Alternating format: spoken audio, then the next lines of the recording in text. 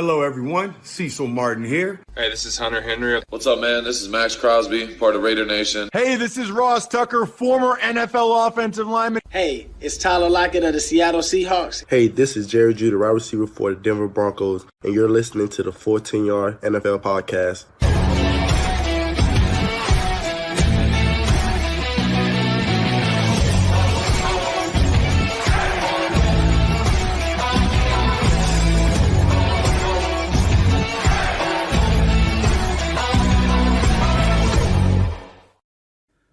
We're nearly midway through the 2024 NFL season. Bye weeks are in full swing and the London games are over, which means it's the perfect time of year for power rankings. You are listening to the Full 10 Yards NFL podcast. Welcome back if you're a regular listener. Great to have you. If you're new around here, then we are a UK-based podcast network with coverage ranging from team-specific podcasts to betting to this podcast, our big show once a week covering the league. We would appreciate it if you could subscribe on your chosen platform and leave a review. It helps us reach more potential football heads like you guys and grow grow our audience and the game here in the UK, which would be awesome. As always, I am your host Sam Moores, and today we have a fun episode coming up for you. We've been doing it the last couple of days, also this exercise, getting ready for this podcast. We are doing a power rankings podcast from all of us here at Full 10 Yards. A collection of our writers and podcasters have combined to produce one big Full 10 Yards power ranking. Charlie Grace is one of those contributors, and he joins me now to reveal our power ranking from 32nd to 1st. Welcome back onto the pod, mate. Nice to have a bit of fun putting together this week, wasn't it? Yeah, it was good. Ranking the league is always fun, so it's always fun to see different people do it differently as well. So, yeah, excited. Awesome.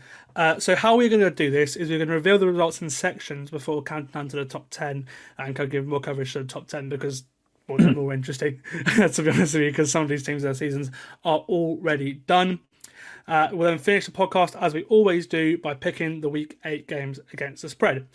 So, without further ado, our first group takes us from 32 to 27, and it goes as follows. The Panthers come in at 32nd, the Browns in 31st, the Patriots at 30th, the Giants at 29th, in 28th it is the Titans, and in 27th the Raiders. Now, these teams, their seasons are pretty much already over, to be honest with you. Some of them have been trading away players as the trade deadline approaches. They're already looking ahead to next year. Some have major coaching questions. Some are desperate for a quarterback, and some have just flat out disappointed this season. Some are all three. Obviously it's no surprise that the Panthers are at 32. Obviously for me, I'd probably say they are by far the worst team in the league. They're the only team with both a bottom 5 offense and a bottom 5 defense, which is telling. Some fans love Dave Canales, some hate him. It's an interesting team. Their rebuild looks like it will go on for longer. With the Browns, we'll see what they look like with Jameis. This is, of course, the first podcast since Deshaun Watson went down after the rupture of his Achilles. Maybe look a bit better. We don't know. Nick Chubb being back could see them rise if we do this at the end of the season, for example. But with how their defense is sort of disappointed this year compared to last year, and their terrible offensive line as well, I'm not exactly high on them. And some on this podcast, some in this ranking have the Panthers actually worse than the Browns actually worse than the Panthers. So yeah, they're not in a great spot. Then you've got the rest of the teams here that are sort of just rebuilding or need to blow it out. The Patriots obviously the highest of the 1 and 6 teams. Charlie, you've got them as high as 26, which is interesting. They've got a terrible offensive line. Defense has regressed compared to last year, and then the Belichick normally, and they're missing one of the best players in Christian Barmore too. Drake May shows some sparks of life, but yeah, they're certainly not fancied much on around the league. And then the Giants, Titans, and Raiders, they've had sparks at points. But they've also had some of the worst quarterback play in the league. The Titans and Raiders have multiple guys. The Giants pulled Daniel Jones last week, so we'll see what happens there for the rest of the week. And Brian Dable said it's for performance reasons, to give Drew Lock in there to give him a spark. So what do you make of this group? Like you said, the season are all pretty much over. They're just kind of aiming to get as high a draft pick as they can. I think I got the Patriots higher. Don't actually have them in this group in my ranking just because I think Drake May, just given them some life. I like what I've seen from him so far.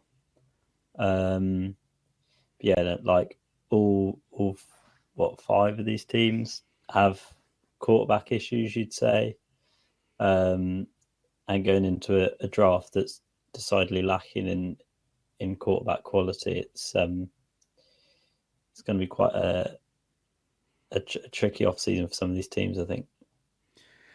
Yeah, I mean, some of the players that are meant to come through the class have surprised, but some are flat out disappointed. So we'll see what happens. But yeah, no, they're certainly if you compare it to the last couple of drafts, there aren't many draft boards that have quarterbacks in the top sort of 5-10 players, which is different to what it has been the last couple of years. Yeah, so just before we go on to the next group, the Giants, their offense has looked terrible since Andrew Thomas went down. Obviously Daniel Jones was pulled last week. I don't think their defense can save them in many games anymore. But they have decided to commit to GM Joe Shane and Brian Dable for next season already, which is interesting. We'll see how that goes for them this offseason if that is true. But yeah, no, Daniel Jones, I think, is on borrowed time, and we'll see what the Giants do the rest of the time. Defense look good, but again, the offensive line was looking good, and then since Andrew Thomas gone down, unfortunately, it's just not to be for Giants fans. The Titans, I've been high on them all year. Than many, they've had moments that pulled me in. Again, they could pretty much all their games have been 1-score games, other than I think 1 or 2. They've lost most of them, and obviously that means they're very poorly coached. I'm seeing that some fans are out on Brian Callahan already. Some want him gone straight away. He could be another one and done coach. And yeah, a big factor for the Titans obviously has been Will Levis being a ton of a mission, because their offense had weapons before they started trading some of them away. They had their defense has played very well. It's one of the best in the league this year before they started trading people away again. I think it is telling that they have been sellers at the trade deadline. Look, we've talked about the Raiders. They're the only sort of team other than the Panthers that are again in the bottom of the league. The bottom of the league with both scoring and offense and defense.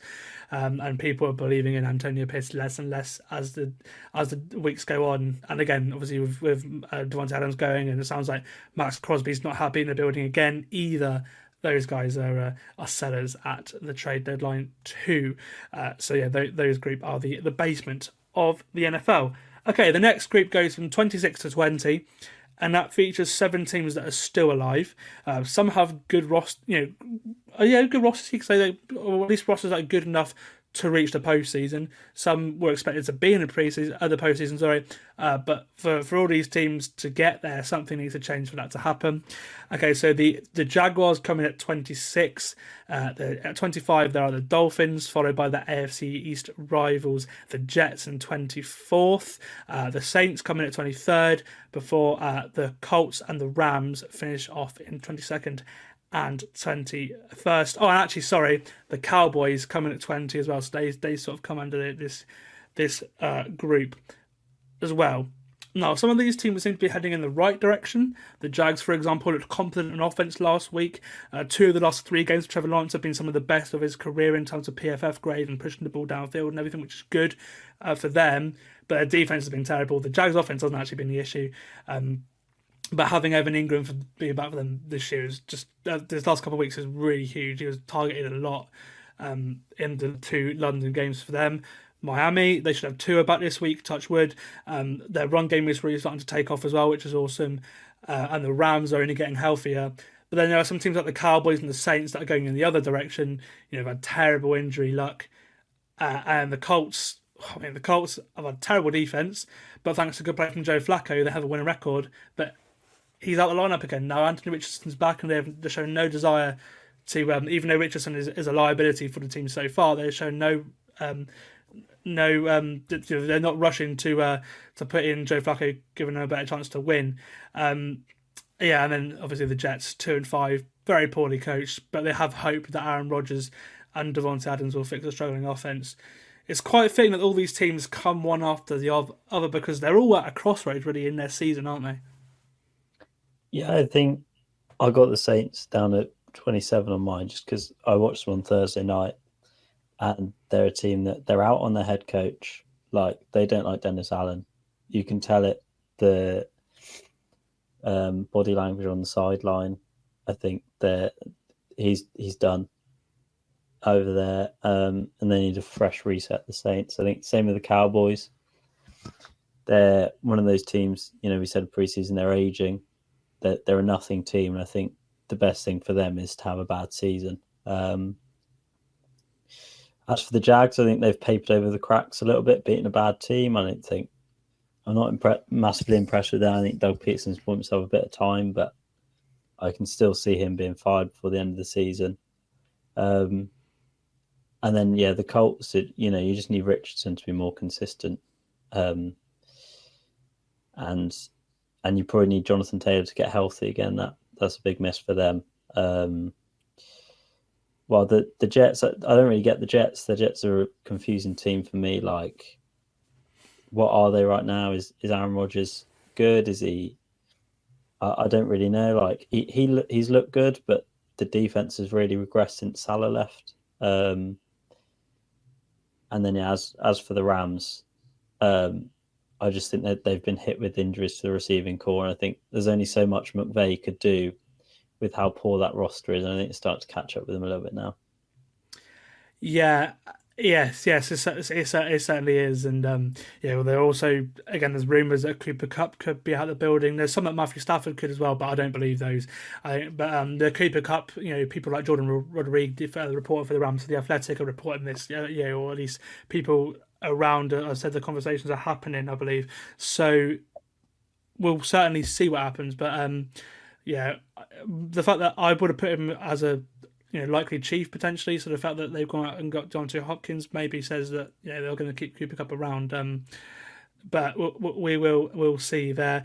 And then the only thing we didn't really mention there, the Dolphins, they're in an interesting spot because they're sat 2-4 in the season. They've had their bye week already, so if they were to win against Arizona this week, then they're sat at 3-4. They're only, and then they've got a favourable schedule coming up other than the Buffalo game, so they can easily get themselves back into this playoff race. You can say likely more even than the Jets, because the Jets, on the other hand, have got a pretty tough schedule coming up. A lot of teams with winning records. So with Miami, it's just about the offense. The defense has been really good for the Dolphins. It's top 10 in some categories.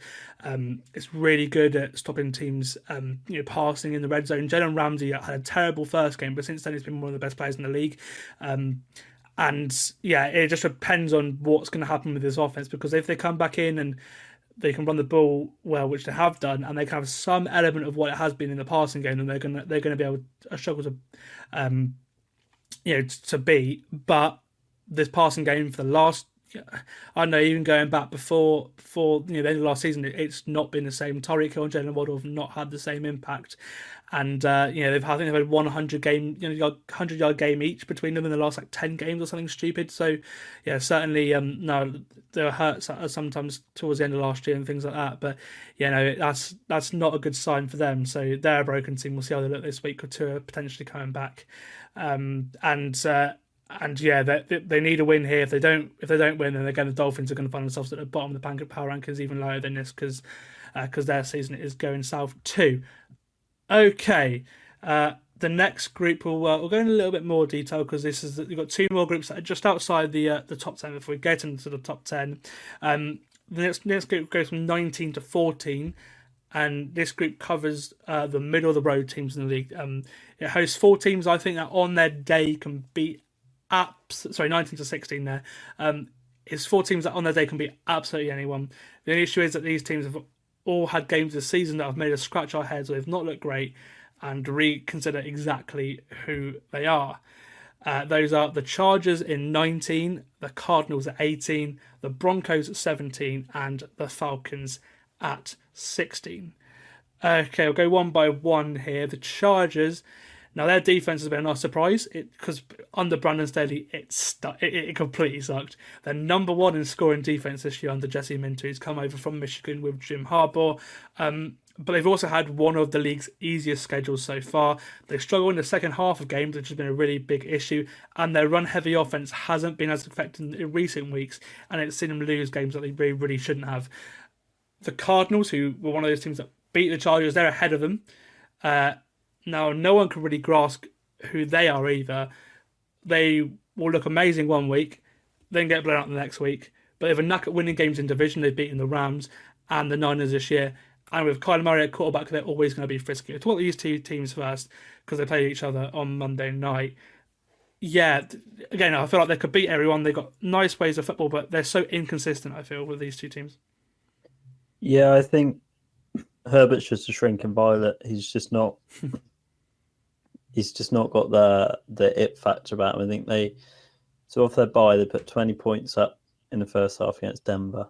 And since they haven't scored a touchdown in, what would that be now, 6 quarters of football? Like, that's just not, you can't, your defense can be, pretty much shutting anyone out. But if you're only scoring field goals, then every team's going to stick around in the league. And when you play a team like the Cardinals who've got, Kyler Murray who can rack up a 44-yard touchdown like he did on Monday night, you're always going to be on the back foot, I think. And I think their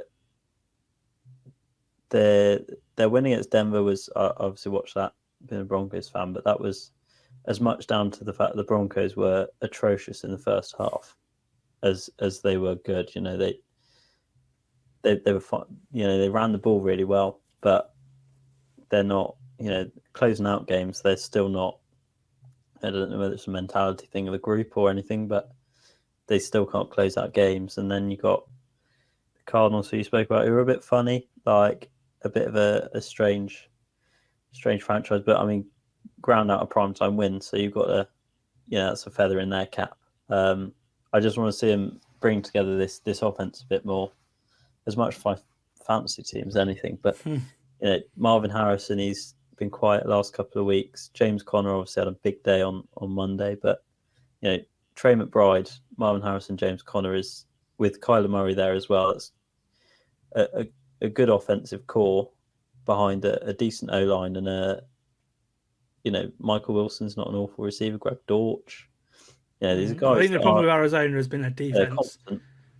Like, it's not got much. I mean, Budda Baker's a great player, for example. They've got some players like Dennis Gardeck, although he's been hurt and things like that. There are some players on there, but it's not to the level as a lot of the defenses, for example, in the NFC West. Like, they've easily got the 4th defense in the NFC West, and that's in their own division, let alone the rest of the league. But no, I agree. I think I really won't be surprised to see them beat the Dolphins on Sunday, and then and then get to 4-4, and then certainly have a challenge for the division.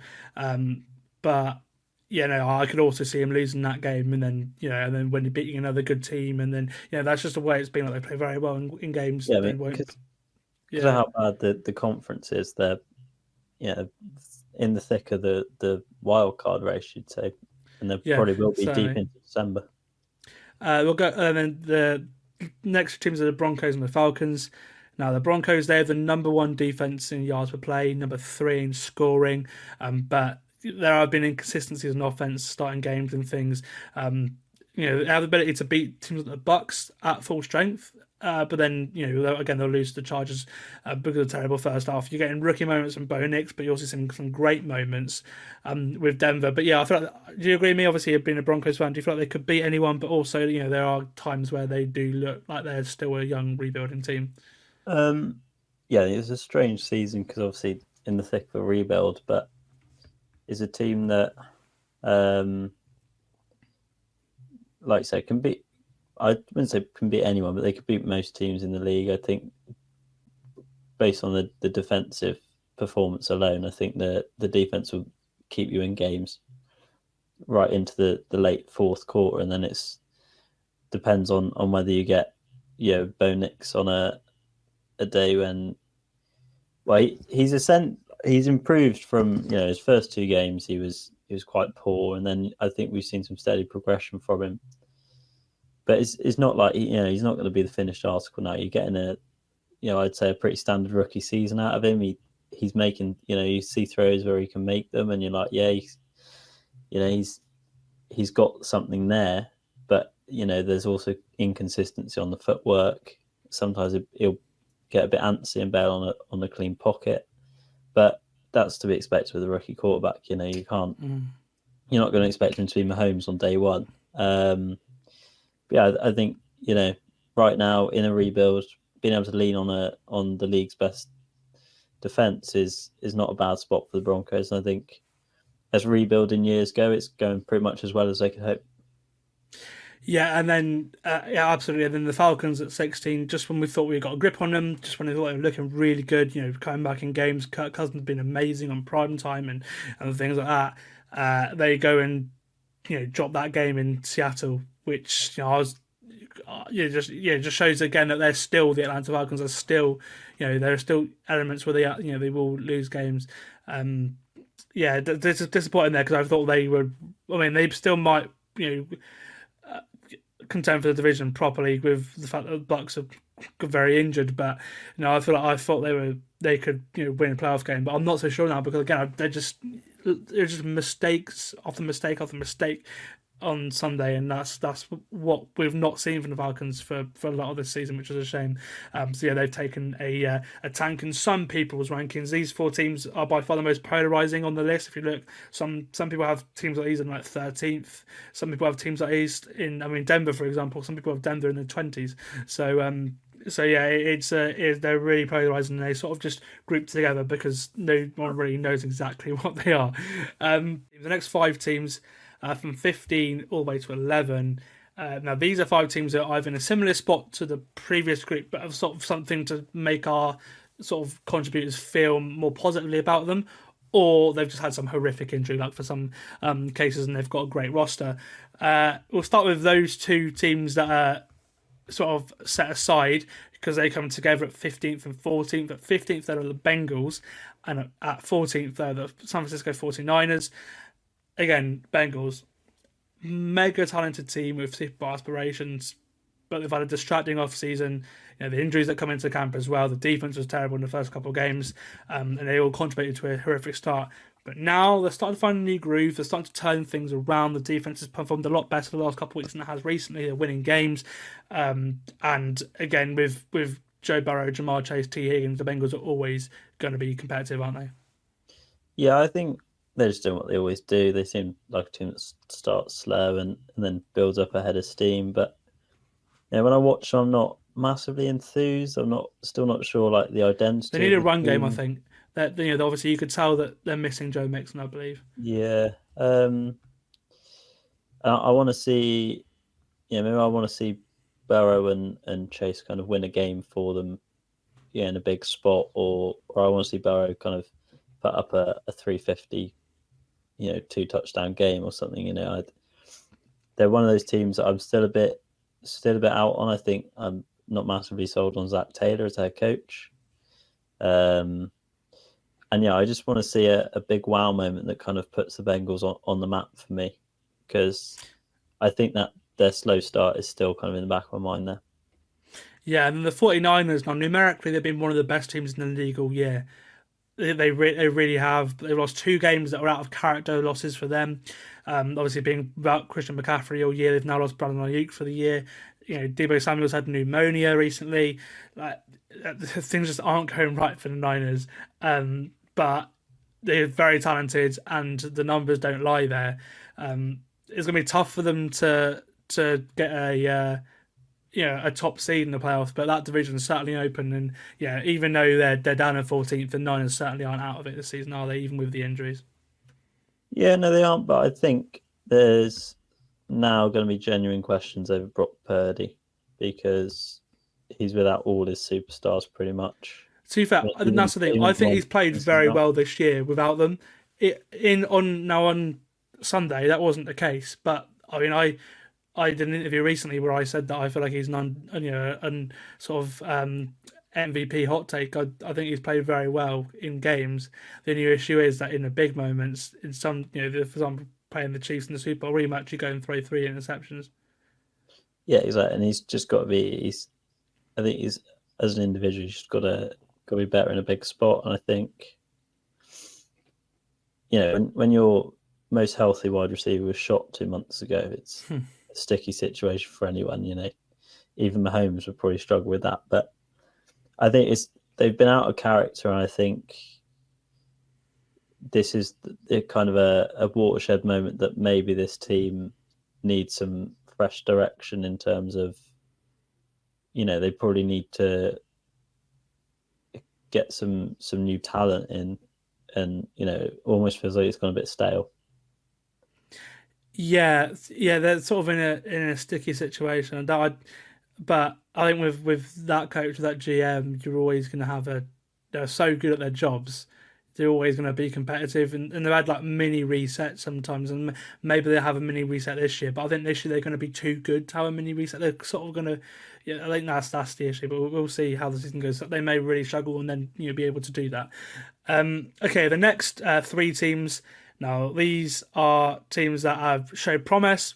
They show promise. We have questions about a few of these teams. Again, they're some of the most polarizing ones, and the three of them just miss out on the top 10. In 13th, we have the Chicago Bears. In 12th, the Seattle Seahawks, and in 11th, the Tampa Bay Buccaneers.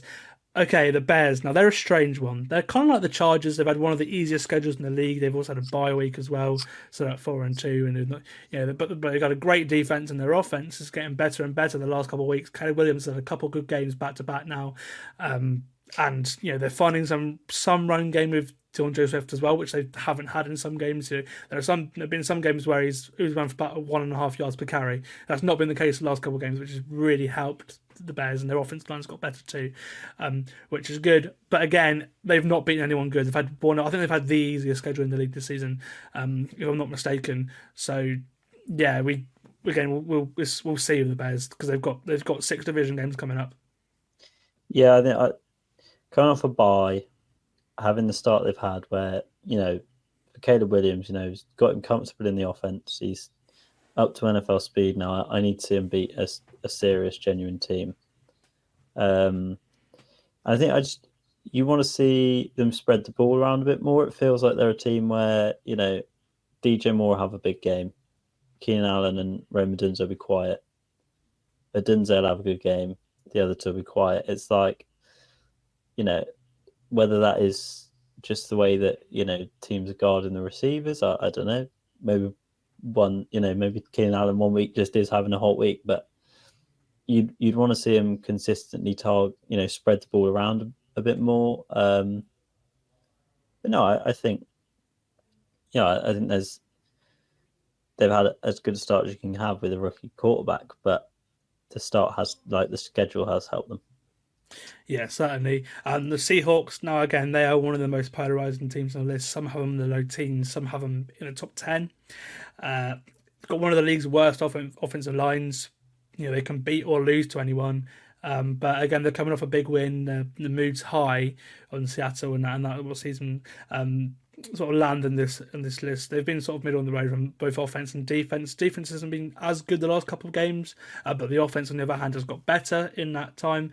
Geno Smith plays some great football behind. I think he's had about 4 or 5 right tackles this season, which is just insane. But the Seahawks are just sort of where they always have been the last couple of years, where you just expect them to go like 9-8.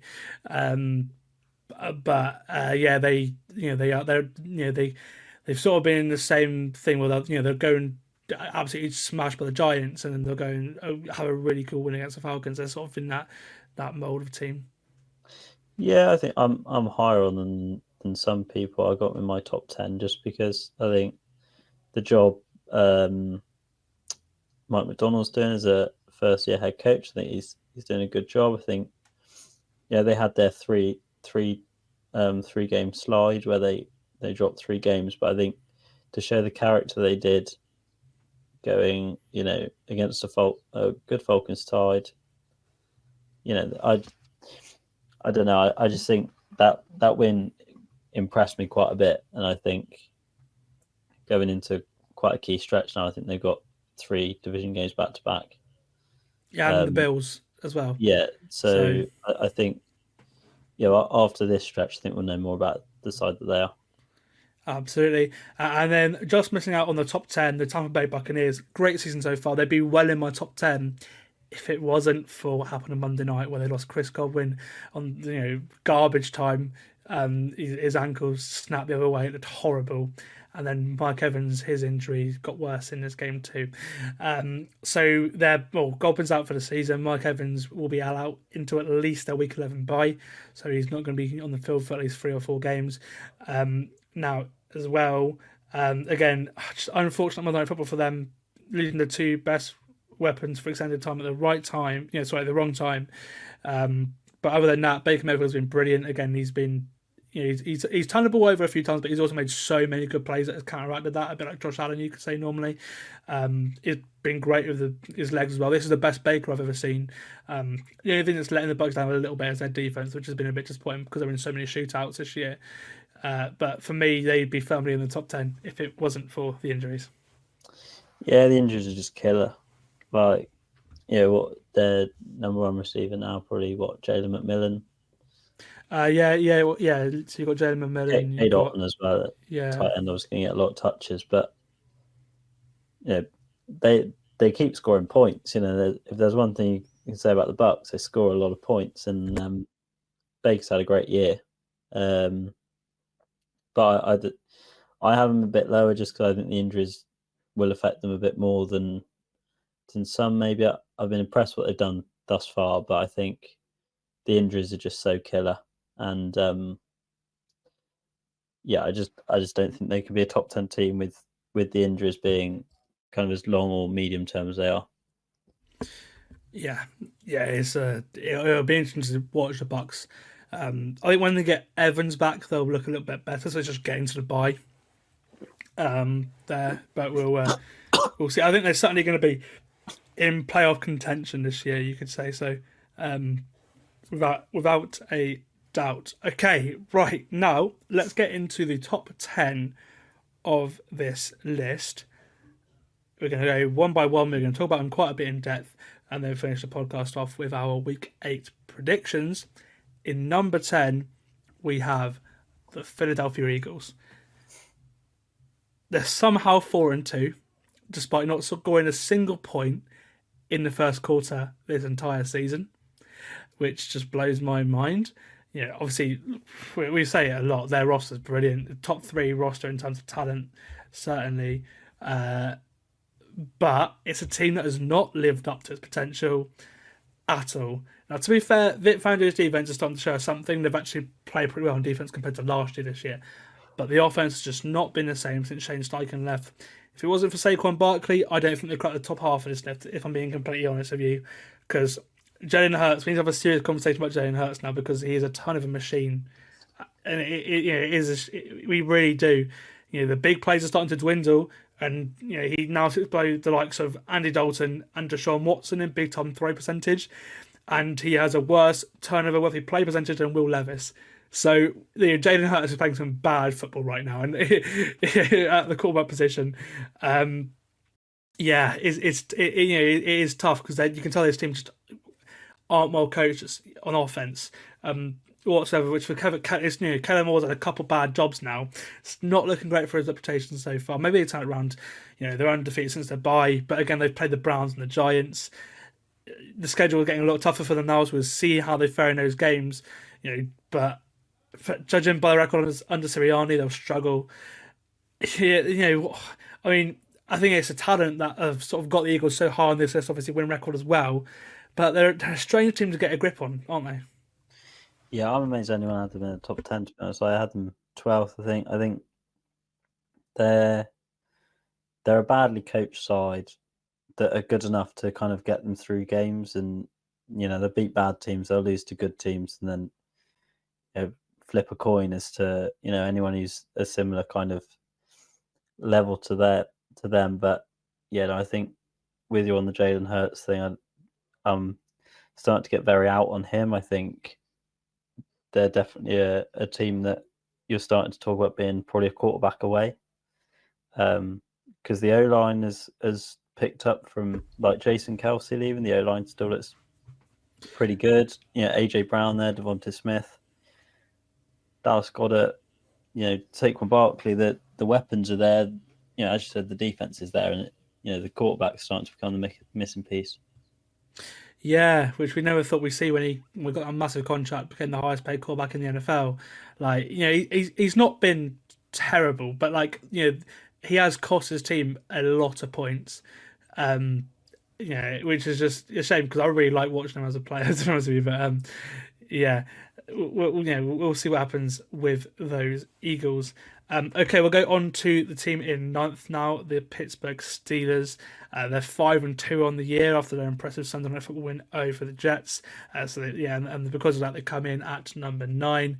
I mean, look, Mike Tomlin is only 4 wins away from another winning season, which, I was talking about this at university today. We had a lecture on, and we were talking about this today. We're seeing very, very, very unlikely looking at their schedule pre-season, but it's fair play to him. Obviously, he's a brilliant coach. Their defense has been as good as it always has been. It's the Pittsburgh Steelers defense. It's like their DNA. Number 2 in scoring, and then but this offense is actually been pretty good at least for a Pittsburgh Steelers. Since Big Ben standard, the offensive hire has been a good one. They're actually being competent on offense for the first time in years. It feels like, especially for the talent that they actually have as well. They've got a great run game, the best it's been for a while. You're getting things out of the likes of Calvin Austin to complement the likes of George Pickens and Pat Freiermuth. And again, that's despite having the cheapest quarterback room in the league and behind an offensive line that they spent loads of money on, but it's been injured all year, which I think is the most impressive thing. We've got guys coming in and out of the lineup all year. For them, with Justin Fields, they had a different element winning the first few games before Russell Wilson came in last week, and he elevated the passing game a bit due to a level where they could make throws. He wasn't terrific by any means, don't get me wrong, but he moved around more than in Denver. He was very smart with the football as well, like no turnover if he plays or anything, and just did everything that was required of him. That was which is a good sign for them. It's all the Steelers quarterback needs to be, and I think that's why that could be a good fit. We'll see how it goes on. But they got 6 division games to come. They're always closely contested in the AFC North. A better offense this year compared to previous years should help them, win those games, or at least, and they always compete them in the first place anyway. They were 8-1, clear 4th favourites to win the division in pre-season. Now I wouldn't call them favourites. I say, the team ahead of them in this ranking, I say are the favourites of the division, but they were clear 4th.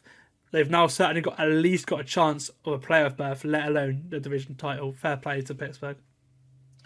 Yeah, I think they're probably front runners in the wild card race right now. I think it's a testament to the job Mike Tomlin's done. I think he's probably a first ballot Hall of Famer at this point. The job he's done, which is incredible. I just have doubts that until we get a clear start, I'm still going to be out, on how far this team can go, because there's the quote, if you got 2 quarterbacks, you got none, type thing. I think you need to set the precedent as to who the starter is, going forward, just even for locker room harmony, Yeah. It seemed like the guys were a bit disappointed that Fields was benched, but then you saw Russ on the sideline on Sunday, and honestly, it feels like a split locker room. So we'll see how that develops. But both have played well. I think that's the thing. It's like if one was playing poorly, and maybe one does play poorly, and that's what gives the other one their job back or something like that.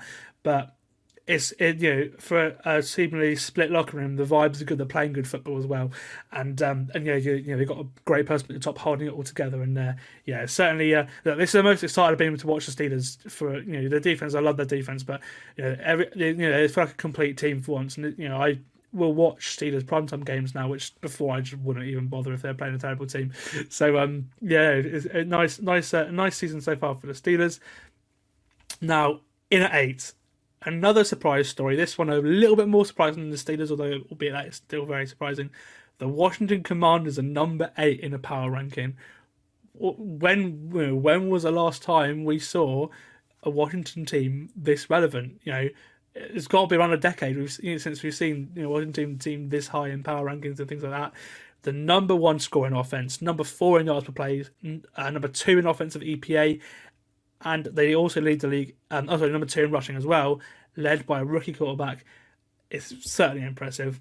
Now, before the year, some of us on the podcast, they question their off-season moves because you were saying that these are the moves of a team that feels like it's ready to win. They clearly weren't looking like that pre-season, coming off a team with a season where they got number over to a draft pick, and Sam Howell was running for his life, and they had nothing going. The worst offense, worst defense, basically last year. They were terrible for most of the year last year.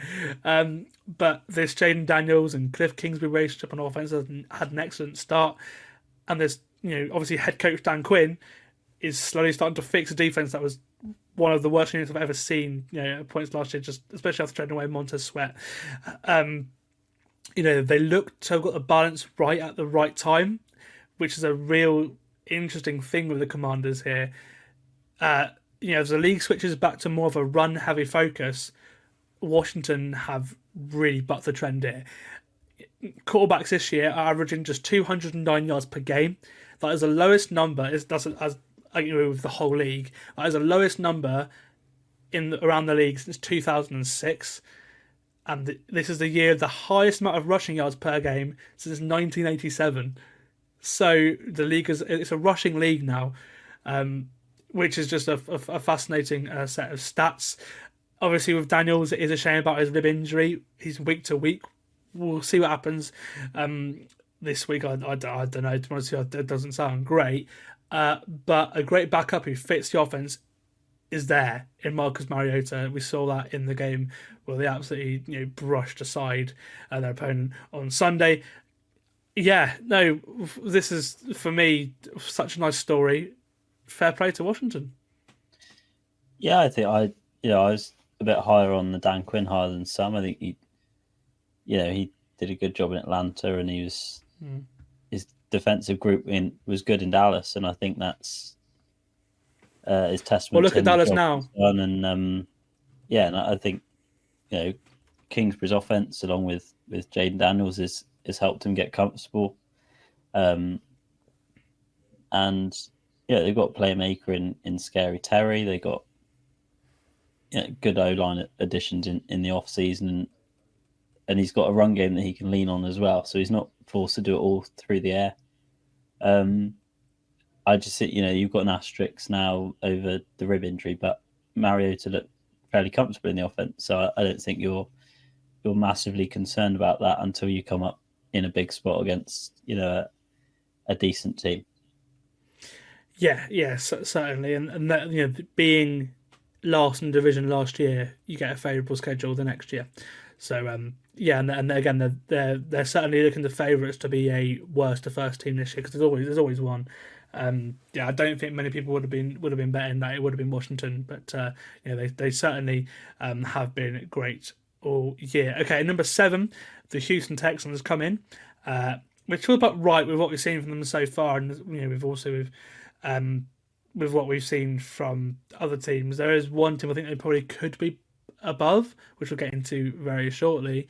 But the Texans have a knack of winning one-score games. 4 or 5 of those wins have come from margins of just a few points. But they've not quite been like the instant Super Bowl contenders we thought they'd be in the off-season, because they've been a bit inconsistent. And also they've not, until the last couple of weeks, they've not really played anyone good either. Now, again, two very interesting games in the last couple of weeks, where we've learned a lot more about them. We've seen them compete. Look, the defense has been the better unit of the two, which I think was a bit of a surprise this year. But it is nice, because it's nice to see the young players that are drafted really high do really well. And they've got some young players on the defense as well. Not just like sort of Derek Stingley, Will Anderson, for example. They've got some rookies starting on this defense as well. They're playing some great football. It is interesting. Like, the offense, on the other hand, like, what was that in Green Bay on Sunday? Like, as disappointing as you can get. Admittedly, the Packers' defense are great, and we'll talk about them later in the podcast as well. But Cesar Stroud was limited to just 86 passing yards, and Nico Collins is a big loss. We'll see how long he's out for. And I think that obviously he is their number one weapon. We thought it might have been Tank Dell coming into the year, and he was good in one game, but didn't have any effect last week. So we'll see. But it is the defense held tough. It kept him in the game on Sunday. It forced turnovers on Jordan Love. Another day maybe they win that game and then we're even higher on the Texans. But unfortunately the offense just hasn't worked out the last couple of games. I'm higher on them than some are on this list. Let's not forget they embarrassed the Bills and Josh Allen just 2 weeks ago. They embarrassed them. Like Houston were brilliant in that game. Joe Mixon's back healthy now. Their offense is only going to get better. It's going to get healthier because they've had some injuries in the offensive line, and the offensive line hasn't been great the last couple of games either. I think they have the tools to beat anyone in the playoffs. We've seen a glimpse of it. Seeing more and more glimpses of it, but there are some questions on the Texans still, aren't there? Yeah, I mean, they've been tight. I think 5 one-score games, 1-4, and then lost against Packers. But Devin White, I think, will be a really nice addition to this defense. I think his experience will be good in the middle of the field there, and then you just need the offense to click. This is a bit like the Commanders were last year. Second overall pick, and then ended up getting a playoff berth. I think now, like you said, with the Commanders having an easier schedule because of their record last year, I think Texas have had a tougher schedule so far this year. And, CJ Stroud's taking a bit of time to adapt to that, perhaps. You'd think you've had a few additions, Stephon Diggs coming in, Joe Mixon coming in. So those guys have got to learn the offensive scheme. But yeah, I think, they're a team that they're not the best in the NFL. They're probably just outside of that tier, but they're a team that if they click and get motoring, then they could be a force in the postseason. Yeah, and the way the division's gone as well, they're definitely getting a home playoff game. So probably given the advantages now, and it's probably going to be Texans Steelers, you could say, in the wild card round, and I give the Texans the edge in that game. So probably just certainly going to get a home playoff game, which will help. Okay, I'll go over to number 6 now, and this team in number 6 are the most polarizing team in the top 10. Which is what lands them at number 6. They are the Buffalo Bills. Now, James and Sean, who have both been guests on the podcast, have them as low as 8 on this list. But Charlie, you have them at 4, which is an interesting one. I fall on the lower end of that spectrum with James and Sean. I have them at 7 below the Texans because, again, they quite rightly beat them and deserve to win that game. But again, the Bills are probably evenly matched, but I put the Texans ahead of them in my power ranking. For me, they're good, but there are questions on the Bills too. They've just been blown up, especially against big teams in big games. I think that's the thing. They'll beat up on the bad teams, but in the big games they will struggle. That Texans game again, they were it was a close game, but it really did the flow of that game. That wasn't what that was. They've also been blown up by the Ravens recently. I think, again, it was a little while ago, but people tend to forget that that game they were terrible. Josh Allen's playing great this year. Actually probably better than I thought he would with a lesser talented receiver core, knowing he's prone to turnovers and things like that. The only issue is that by the run game, the rest of his offense just hasn't functioned. The receivers just haven't been on the same page most of the time, especially after Khalil Shakir got injured. Without him, the offense just didn't flow. And then the offensive line's been terrible. It's one of the worst offensive lines I've seen Josh Allen play behind. So again, fair play to him. He's playing some really smart football. He's not had an interception yet this year, which just blows my mind as Josh Allen. But I mean, he is playing some smart football, but they just don't have the same edge. We'll see what happens with Amari Cooper. Obviously, that's what made him go out and get Amari Cooper, because the offense wasn't really functioning against the good teams. On the other hand, the defense, that's been really impressive for me. Brand new defense, a lot of young guys, and they've been playing out some big players for a lot of this year, like Teron Bernard, Christian Benford, I think missed a game or two.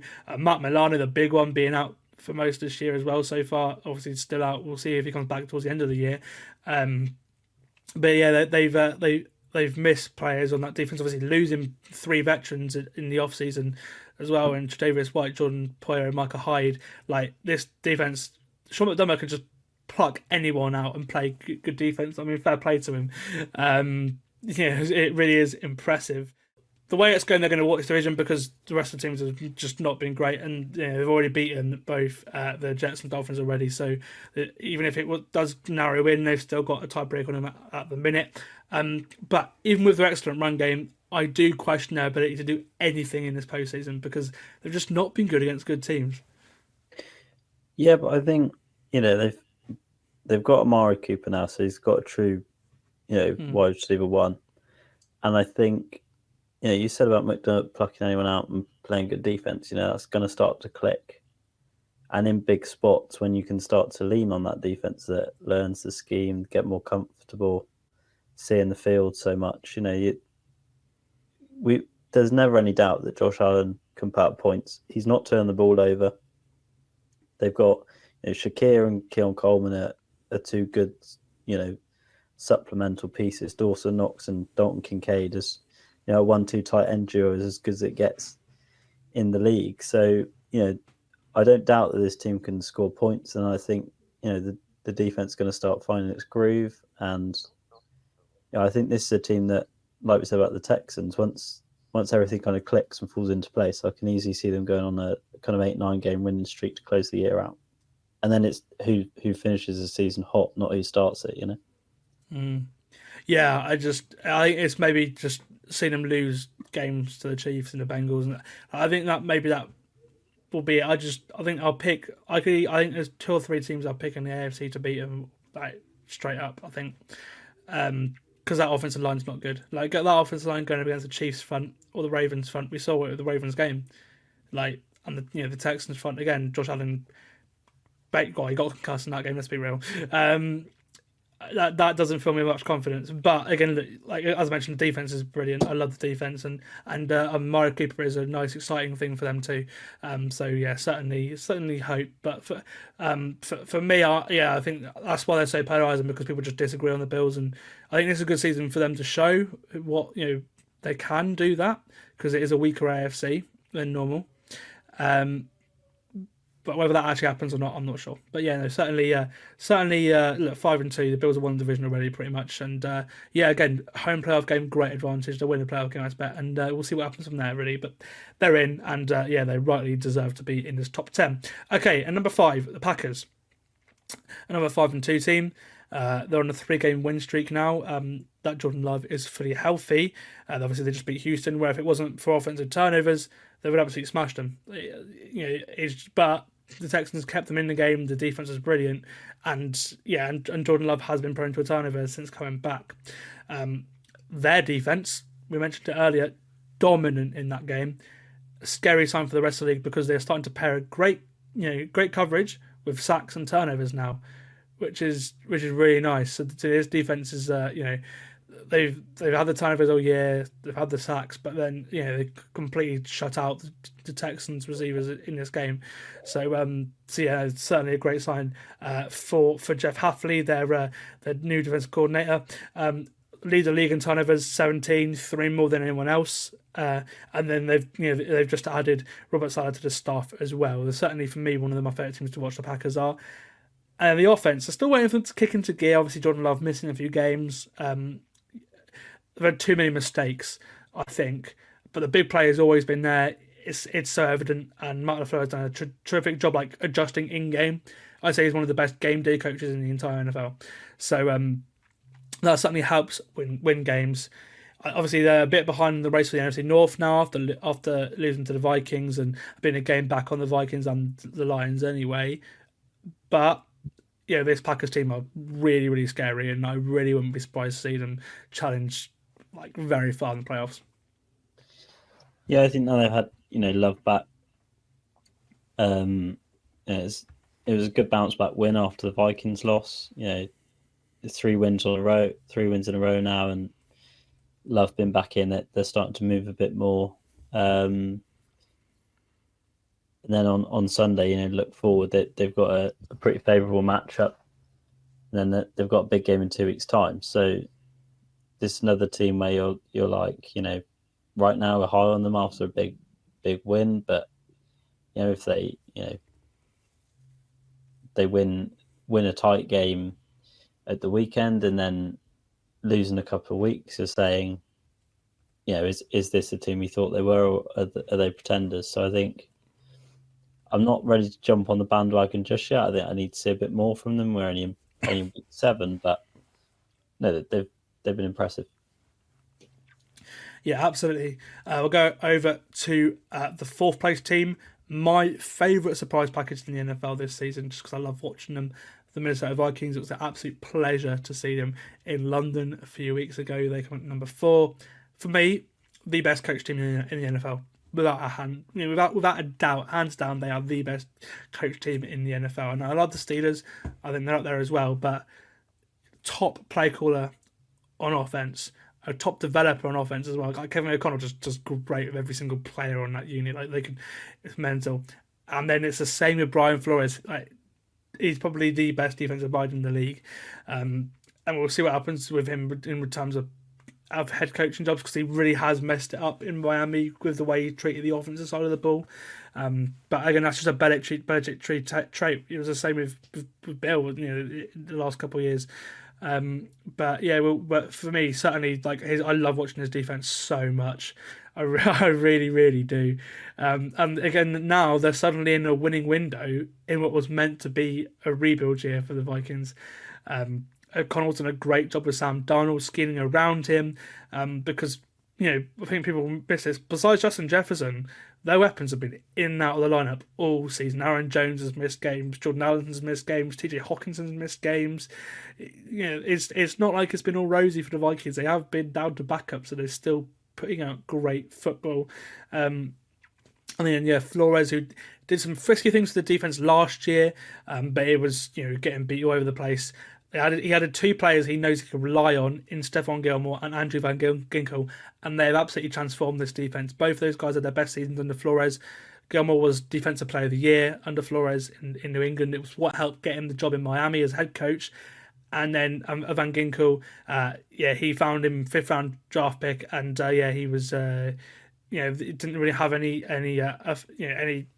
influence on that team until Flores got him and moulded him, and he was brilliant for the Dolphins for about 5 years. Those 2 players have transformed this defense because they've both been responsible for multiple game-winning moments, producing turnovers, and with both of them, you never think a game is over. We saw that literally last week in that game where they had a lead and then the Lions reached out to a lead, and then the Vikings came back. They took the lead late.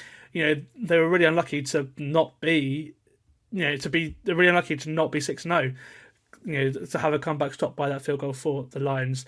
We didn't think they'd be here in pre-season, but this Vikings team absolutely deserve to be 4th, don't they? Yeah, I think, you'd say they're one tight divisional game loss away from being, unbeaten, which is no mean feat. I think Darnold's playing well. He's still got Hawkinson to come back, like you said. Hasn't played a snap since December last year, I don't think. So, there's still quality to add to this offense that's played so well already. And then, like we said, generally, if they get in a tough spot, Flores' his defense is doing the Lord's work. They're keeping in tight games, and even if Darnold does have an off day, he's still, he's leaning on that defense to get him through tough spots. Yes, he's been up and down. He's been very Sam Darnold, but the turnovers are less, and he's at the scheme is just brilliant. Just Kevin O'Connell's for me certainly contender for coach of the year. Has to be, and again that would be very well deserved because I like Darnold, but he's not playing tremendous football. He's not playing the football the next quarterback is, but the numbers are there because this scheme is just brilliant. I've alluded to their number 3, the Baltimore Ravens. Okay, despite facing the 3rd hardest schedule in the entire league, playing a lot of teams in this top 10 this season already, the Ravens, and also the toughest schedule in the AFC, are 5-2. They're on a 5-game win streak, and for me, they're literally this close with the team that are number 1 on this list. Because if you look at who they have beaten on that run and how they've beaten them just in all those games, this team is a problem. It really is. look at that schedule: Dallas, Buffalo, Cincinnati, Washington, Tampa Bay. Off the back of that Raiders loss, 5 of the most difficult teams to beat. Again, Dallas you could sort of poo-poo, but like again, 5 teams in the top 20 of this list, and Dallas have so many talented players as well. Like fair play to Baltimore, like really, like because it wasn't looking great 0-2, but since then they have been the best team in the league for me. For me, Lamar again has to be the MVP favorite right now because this is the best we've ever seen Lamar Jackson play. Like he is even better than last year. Like numerically now is absolutely this is like we're on to like Lamar Jackson 2019 MVP numbers, but playing like even better than those 2 years.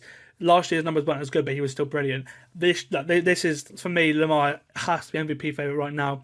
For all you haters out there, he has been the best passer of the football this year. Lamar Jackson has been the best passer of the football this year. And then the combination in the backfield, obviously Lamar and Derrick Henry, it's been everything we hoped. They're number 1 against the run on defense as well. They have something that they haven't had when reaching the postseason before: the ability to win close games against big teams, pound the rock, and not rely on Lamar Jackson in those games. And that's making Lamar better. If they could cover, this team would be my Super Bowl favorite right now. They're number 1 in pretty much most things, other than pass defense, where they are last in the league, which is just really weird. But they're getting pressure. I think they're being very aggressive on defense, and they're in shootouts, but they're winning shootouts. And Lamar Jackson's playing some great football. Like for me, again, they're very close to. I almost had them at number 1 on this list. I think they're playing some great football right now, and it's a shame to see them at 3 because I rate them that highly. But the 2 teams ahead of them are brilliant too. Yeah, I've got them at 3. I think the only reason I don't have them at 2 is because they're not unbeaten. I think, if they were to play the Chiefs today, I think they'd beat the Chiefs. If they were the Thursday night matchup, like you said, Lamar playing the best football of his career, largely down to I think Derrick Henry taking the running burden off him in the backfield. I just think, from what we've seen, momentum is a massive thing in sport, and I think they probably are right now the hottest team in the league. Whether they're the best team, that's a different conversation. But get Mark Andrews more involved now, I just think they're, like you said, they're really momentum's behind them, and I think if the playoffs started tomorrow, you'd probably have them as Super Bowl favourites. Absolutely. Number 2 and number 1. These are for the top 2 teams, the Kansas City Chiefs and the Detroit Lions. And at number 2 are the Detroit Lions. Fresh off a huge division win over the Vikings, Detroit finds himself at number 2 on this list. They're in the top 3 of each of the 9 of us that contributed to this power ranking. Some have them as low as 3. Others have them as the number 1 team in the league. You're one of them. And I can see why. They are very good. Ben Johnson has done it again with this offense. The unit is one of the most entertaining in the league year in, year out the last couple of years. And one of the most punishing as well. They can punish you if you're not on it. They can run it down your throat with 2 elite running backs, or they can pass you over the park. They're second in scoring, 3rd in yards per play. Jared Goff had a shaky start to the season. But the last couple of weeks has made some excellent throws, and he's starting to put himself into the sort of top QB conversation. It's nice to see Jameson Williams and Tim Patrick producing too, because they both had good roles in this offense. Now Williams is about to be banned for 2 games for performance enhancers, but so we'll see how they are without him on offense. But they've certainly been great, and they got really lucky that David Montgomery didn't get hurt because. Yeah, I mean, Jimmy Gibbs is still brilliant, but the 2 of them are really what makes that offense special. And as I mentioned, Washington, like the way that he's going, like that is, the Lions are a reason. One of the reasons why, because they again bucked the trend, and now look at them. They're the last couple of years they've just been so dominant on offense, and the defense for the Lions that's been better too. The young DBs are really starting to produce, which is nice. Brian Branch is making plays all the time. Terry Arnold's been great at this points this year as well for a rookie, which is awesome. With Aiden Hutchinson, I'd probably say that again they could be the best team in the league. That loss is huge. Hopefully they can make a trade to get some more pass rush officers. I like Marcus Davenport. I liked him when he was in New Orleans, but I just feel like that's what stops them from being the best team in the league, personally, which is why I had them at number 3 behind the Ravens and the Chiefs are in number 1. But the number 1 for you, Charlie, and again, they are brilliant. Yeah, I just think all round they're the best team in the league. I think there's no real hole in the roster. I still think with Aiden Hutchinson out, they've stepped up.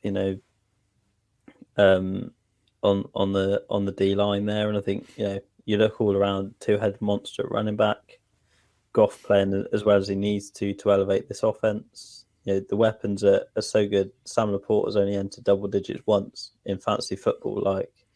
He's not even getting targeted, which is weird. He's just it is odd. That's the only thing. Obviously, if you get him involved as well, we may see with Williams out, we may see that be the case. But his usage is odd because last year he was brilliant. Yeah, but I think that's also a testament to how good the offense has been around Goff as well, and that they haven't necessarily needed to attack through the air because Montgomery and Gibbs have been so good in the backfield. So I just think they're a nicely balanced side. I think other than Hutchinson, there's no real down marker on this team. So I think I just don't really have any doubt that this team is all round the best team in the league. Well, I disagree with you. I put the Chiefs, and they are our number 1. But again, it's very close between those 3. I personally think. They are the Kansas City Chiefs are the number 1 team in the league according to us writers and podcasters in the Full 10 Yards network. Of course, they're the only undefeated team left in the league. It's no wonder they're number 1 in this ranking because they just know how to win. Their style of football may not be pretty. They may have had some really tough injuries like Rashee Rice and Isaiah Pacheco. But like Minnesota, like Buffalo, they are finding valuable play out of guys you wouldn't expect. What's crazy is the fact they've got those wins, some against good teams. With the fact that Patrick Mahomes hasn't even been that good. He has more interceptions than touchdowns. And although some of those have been unfortunate, like that should have been taken away. Sort of if you look at big time throws, turnover plays, he's not been terrible. He's not been throwing the ball over like Will Levis and Jalen Hurts have. They've been a little bit unlucky. But Mahomes is I think the more telling stat because we've seen Mahomes turn the ball over before. And still have the same effect, leading teams downfield. In this season, he's only had 5 big time throws all year, and I think that is it's been very dink and dunk. He's averaging just 6.1 yards average at the target, by far the least in his career. Some quarterbacks like Kyler Murray have had 5 big time throws in one game, so that is. But again, they're just winning games. They're grinding games out. Obviously, Rashee Rice has been a big miss, and I love them going out to go and get DeAndre Hopkins this week. But they just keep evolving. This team just evolves. It's a different team each week. They just evolve to what gives them the best chance to win that week. Andy Reid's always been a great, this game planner, and we're seeing that this year. We really are seeing, we're seeing them do whatever gives them the best chance to win, and they win those games. They can run the ball well. They're playing great defense, which again, despite losing guys like L'Jarius Sneed, we didn't expect them to play the defense this well. NBC did a big segment on it on Sunday Night Football on the Football Night in America, saying this is even with Mahomes and even with all the Liam says to me on the podcast pre-season, the Chiefs are an offensive team now, but they're a defensive team. Steve Spagnuolo again. There's so many campaigns to get him to be the first coordinator to go into the Hall of Fame as a coordinator. I think personally, the way the Chiefs defense has been year on year with Reid, you can't really deny him of that. And what's scary about the Chiefs, again, we'll get into them in a bit now, but they're another team that they're going to get healthier. Like this team, they've been so injured that they're not going to get worse. They're going to get better. They're already 6-0.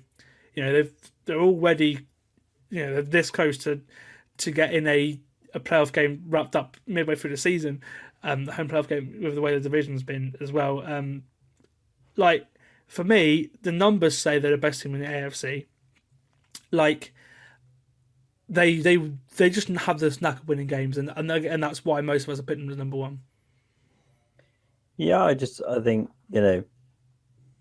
they're playing really good football, like you said. They're grinding out wins. I just, I was more enthused by the Lions as kind of a prospect than the Chiefs, and I think if I'm thinking about Super Bowl, I'm thinking right now I go Lions Ravens, and I think that maybe there's just something about the Chiefs that I don't they beat the Niners, who should be a good team, but this year haven't. Beat the Ravens on night one, but that's night one.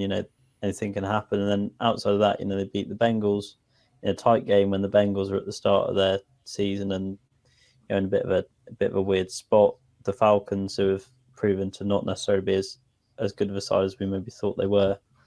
A Chargers team that they should be beating, they're just better than them, and then beat up on a bad Saints team. So I'm not necessarily enthused by anyone that they've beaten yet massively, and I think they've lucked out with their schedule. I don't know how they've managed to luck out with their schedule this year, but their schedule is... Well, you could say the toughest two games were the first two games. Is the Bills or the Texans. Like, that's... they could very easily finish this team this year, 15-2. Yeah, like the league wanted to see them lose early, giving them the Ravens and the Bengals the first two games, and that didn't happen. And then now they've had this easy stretch of games. Like, we'll see what happens. Okay, well, there you have it. Our full 10 yards power ranking. A bit of fun doing that this week. I plan to do the same thing late in the season too, maybe over Christmas. So it'll be interesting to see how different that one is compared to the one now. But yeah, that was really fun putting that together this week. As always, we finish the podcast by predicting each game for the upcoming week against the spread. So let's get into that now. Obviously, week 8 starts tonight on Thursday night. Now, this podcast will probably come out Friday morning, so you would have already had the result on this one, but at least we'll talk about it now before so we don't ignore the game, and we will predict that game now. It sees the Rams 2-4 host the Minnesota Vikings, obviously 5-1. We've just talked about the Vikings. They are 3.5-point favourites on the road. Now, Thursday night games are always interesting, but they're always close. Always something weird happens. But the Rams, Cooper Kupp fully practiced, so that's good news for them. But I just can't pick against these Vikings. I think they're well coached, and in Thursday night games, those teams that are well coached show. So I'm going to pick the Vikings to cover the 3.5-point spread. Yeah, I've gone Minnesota as well. I think while we've been recording this, news come through that Nick Puka's back, elevated off IR, so he'll play a limited snap count tonight. But I still don't think Minnesota are hot. They'll want to put the record straight after Sunday. You struggle to look past them. Awesome. Okay, we'll go over to Sunday now. The big game in the early window sees the Bengals host the Eagles. Bengals 3-4, the Eagles 4-2. This one is the one that's from Sky Sports this week. The Bengals are 2.5-point favourites over the Eagles. That's just like the standard home advantage, which shows these teams are quite evenly matched. It's two teams that we've blatantly said this podcast are poorly coached. With the Eagles and the Bengals, so it's hard to pick those games. I'm going to pick the Eagles just because I think their defense is better than the Bengals' defense, and I think that may be the thing. And also the Bengals can't really stop the run, so I think this is going to be a Saquon day. Saquon and Eagles defense give them the win here, let alone come within 2.5 points. So I'm going to pick the Eagles to come within 2. But yeah, I think they can win this game as well. Yeah, I've gone Cincy just because I think they're getting hot at the right time. Still haven't seen Philly beat a genuinely good team. They weren't even great beating the Giants last weekend. So I think, I trust Cincy more as a badly coached side than I trust Philly. Interesting. First disagreement there. Okay, the next game is an AFC North tie. The Browns host the Ravens. The Ravens are 9.5-point favourites on the road, which is mental. But the Browns have been terrible again. They're number 31 on our ranking for a reason. And and yeah, the Ravens have been great. So I'm going to pick the Ravens to cover the 9.5-point spread, but I am a little bit nervous of that. Obviously, Jameis Winston's first game for the Browns, he has been confirmed the starter. Nick Chubb another week healthier as well. But the Ravens are a great defensive front. The Browns have the worst offensive line in the league, and the Ravens are really good against the run as well. And the the Browns have no pass offense whatsoever. So I think so even with the Ravens defense being that's their weakness, I just feel like it makes too much sense not to pick the Ravens to cover the 9.5-point spread. Yeah, I think the Ravens will win the game. I've gone with Cleveland to come within 9. I just think a divisional game in Cleveland. Jameis, I think, will do enough to keep this Browns team competent. I don't think they'll get blown out that badly. Okay, we'll go over to the Motor City now, where the Lions host the Titans. It's the Motor City versus the Music City. The Lions are 10.5-point favourites, another huge spread this week. But with the way the Titans look this season, it's a good team against a team that we have questions about being poorly coached. We talk about Brian Callahan being one and done. We don't know who's starting at quarterback this week either. That doesn't really fill me with much confidence also for the Titans. So I'm going to pick the Lions to cover the 10.5-point spread. Yeah, I think I'll be the same. I think it's a bit of a risk. 10.5 points is a big difference, but the Titans are one of those teams that you can easily see not even scoring a touchdown this week. Even if it's like 20-16, you'd still cover your spread there. So yeah, I think the Lions will win that one. Okay, an interesting one in the AFC South next in the early window. The Texans host the Colts. Now, they're only a game apart in record, although the Texans do have a tiebreaker because they did beat the Colts earlier in the season. But the Colts are somehow 4-3. We didn't really talk about them a lot earlier. But they're... We'll see who starts the game. It probably will be Anthony Richardson. And for that reason, I'm going to pick the Texans just because this Texans defense has been good. Richardson's prone to a turnover. He was terrible against Miami last week. And I think Houston now, if they win this game, then another division game, they're just, these are the kind of games they win. So I'm going to pick them to cover the 5.5-point spread. Yeah, I'd pick Houston to win, but I've gone Colts to get within 5. I think again, a divisional game. I just don't think it'll be that substantial a victory for the Texans, who, like we said, find their feet a little bit. Okay, the next game in the early window sees the Jags host the Packers.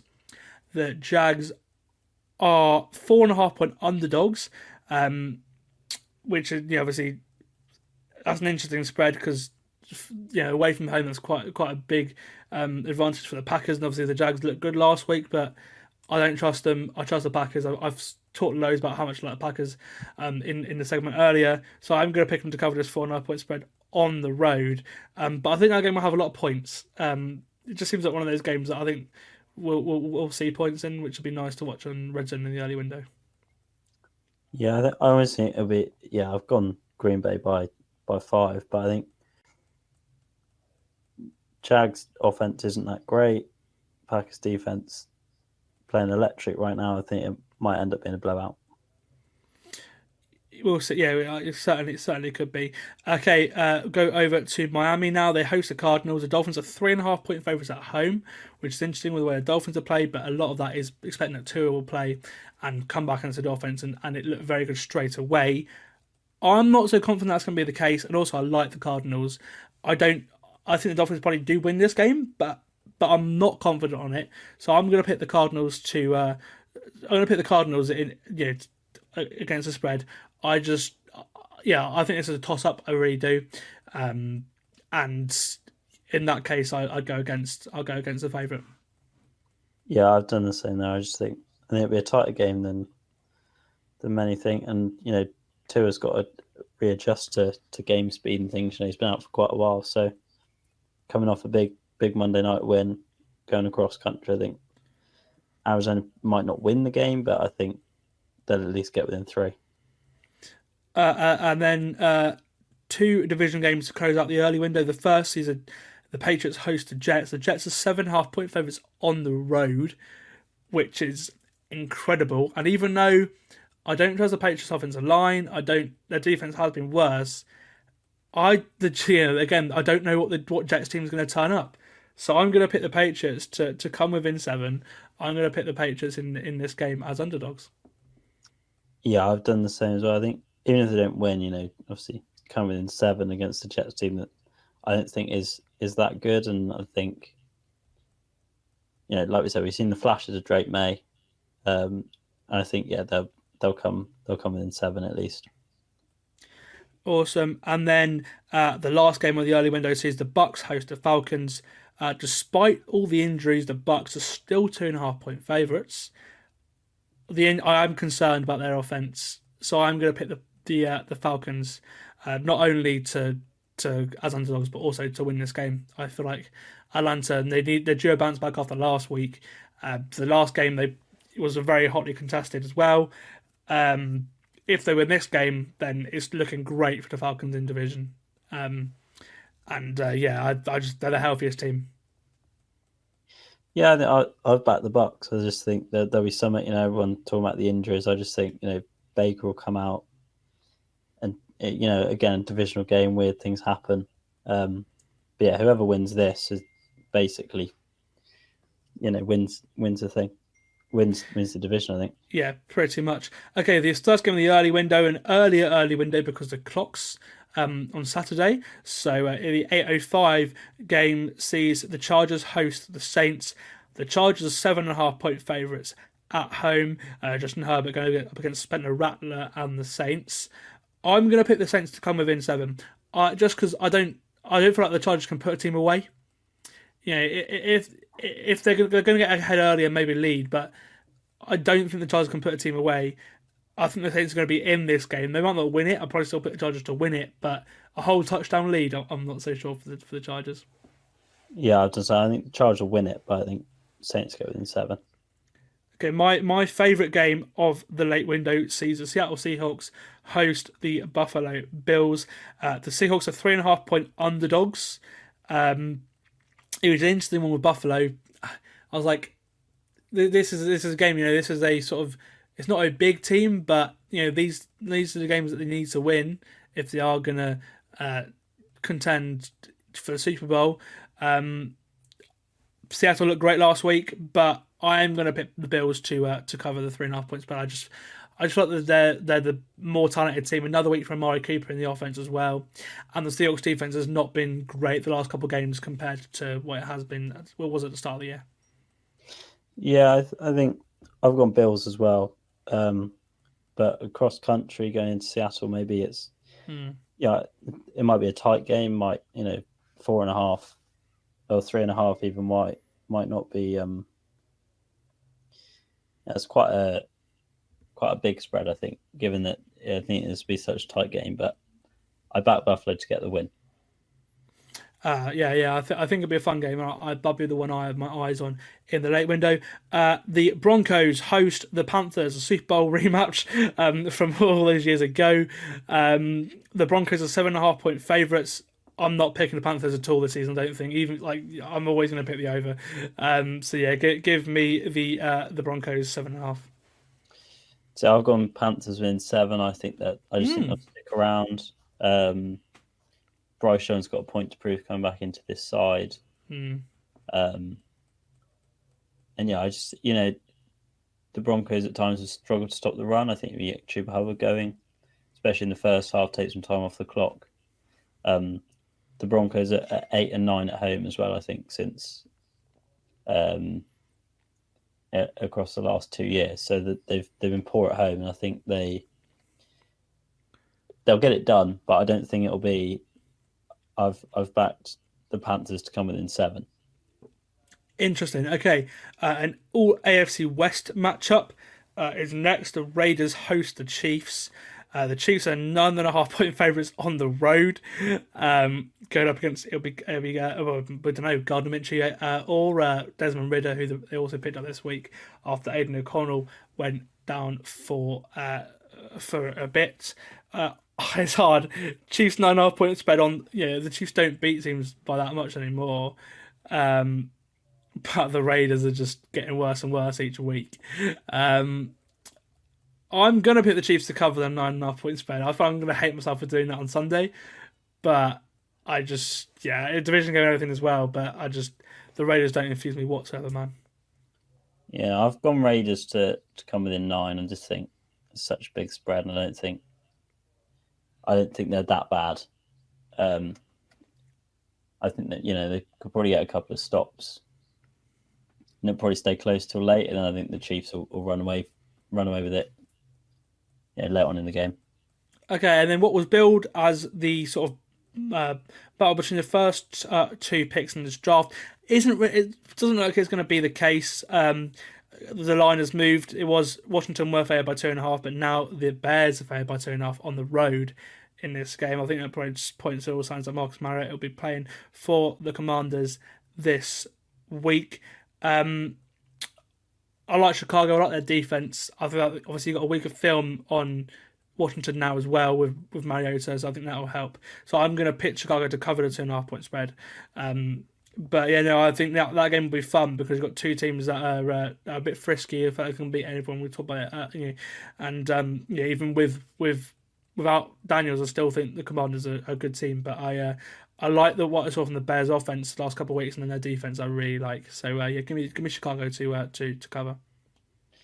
Yeah, I've gone the opposite. I've gone Commanders. I just think like we said, we yet to see the Bears beat a good team. I think this is probably the first good team they face, and I think coming off the bye, it'd be interesting to see how they are as how the offense is faring now after a big win in London. So yeah, I've gone Commanders just because I think I had some faith in Mariota after coming in after the injury to Daniels. Okay, the Sunday Night Football will probably be the most watched game of the year, I'd imagine, as 2 of the biggest markets, the Dallas Cowboys, go into San Francisco to play the San Francisco 49ers. These two teams are 2 of the most supported teams in the world. The Niners are 4.5 point favourites at home in this game. Obviously, both teams are very injured. Dallas coming off a bye, which does have an impact. So I'm going to pick Dallas to come within 4. But I don't think they win the game. I just thought this would be a close game because I don't know what each team is really. So I just have a feeling I'm going to go for Dallas. Yeah, I've gone San Fran by 5. I just think they're the better team, the more competent team, and I think Dallas. Serious question are going to have to stop being asked about Mick McCarthy over there. Yeah, absolutely. Monday Night Football sees the Steelers host the Giants. The Steelers are 5.5 points, and TJ Watt going up against a dodgy Giants offensive line. Give me the Steelers. That's probably my easiest pick. At 5.6. I think it's a pretty comfortable pick. Awesome. That is it. That is it for this podcast this week. Big thank you for Charlie coming on to talk about our rankings. A big thank you to the other 8 guys who contributed to this big power ranking. You'll see it all over social media in the coming days. Of course, you can see where everyone's picked, where. And just a really fun exercise this week. Another nice podcast for everyone, nice long podcast.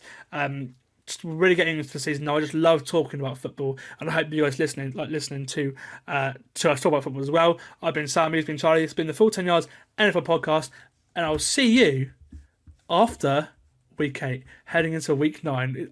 We're halfway through the season at that point, and it doesn't feel real.